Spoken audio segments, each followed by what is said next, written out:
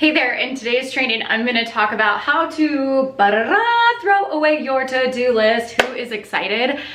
Because honestly, to-do lists are kind of energy sucks. I don't know about you. Some people love to-do lists because they're like, oh, I feel so satisfied and I feel such satisfaction when I cross something off my to-do list. But what I have found is that holding a to-do list actually makes it so that the to-do list is never ending. So I actually never feel like I am done. And if you feel like that, if you've ever felt like that, then today's training is going to actually show you how to throw away your to-do list. And I'm going to share with you why you should throw away your to-do list, what to do instead, and then also give you a tutorial on how to do a method, what is called calendaring, okay?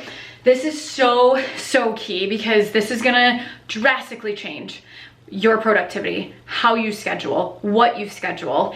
And it's really important, going back to what I talked about in the time management mistakes to avoid, you're gonna wanna make sure that you set aside time to plan, okay? And it also begs the question of making sure really using a digital calendar, which you'll see why. And again, you can always go back to paper, but I encourage you to give it a chance. Give the digital calendar a chance if you're not already using a digital calendar. So why you want to throw away your to-do list, I already talked a little bit about the throwing away your to-do list, is because your to-do list is never ending, right? And I have found that having a never ending to-do list creates, when I look at that list, I can easily get overwhelmed. And the to-do list, oftentimes you hear a lot of people, and maybe you've said this to yourself before, is that, oh my gosh, I have so much to do, I'm so overwhelmed. And people think that their to-do list makes them overwhelmed. But the truth is, their to-do list doesn't make them overwhelmed. It's the way they're choosing to think about the to-do list makes them overwhelmed. And so that's part of the reason why I don't like to-do lists, because if you have a never-ending to-do list, you're never done. And that, I think, is what really creates this overwhelm and frustration of like, I have all these things I need to get done, which then also trickle into the thought of I never have enough time. And I already talked to you and shared with you how that's really dangerous, because if you say, I don't have time, your brain subconsciously hears that. So it actually creates your physical world of you not having enough time, okay? So this is why I suggest throw away your to-do list, and I'm gonna show you how to do that through a method called calendaring.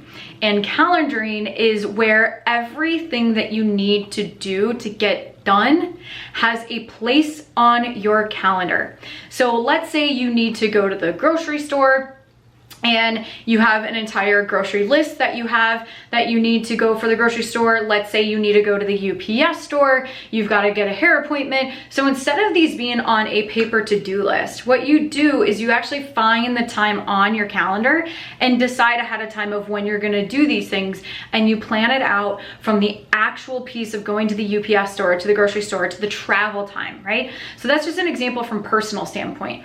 Let's talk about if you are creating a new offer, and I'll just give you an example kind of behind the scenes of going through and creating these training videos. It really looked as granular as writing the outline, the first version, then also doing a final version of the outline, to then recording, to also deciding what outfits I'm going to wear for the training, to making sure that I have it on my calendar to record, or excuse me, to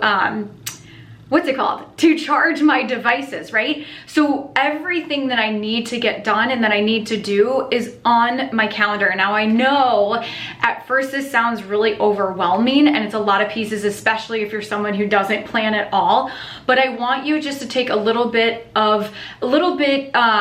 at a time, right? You wouldn't have an entire cake and try to eat the entire cake at once, because you would get a sugar hangover and you probably wouldn't feel good, and it's near to impossible unless it's chocolate cake. Then I could probably do it. But anyway, I digress. The point is that anytime you learn anything in life and in business, don't try to do the whole thing at once.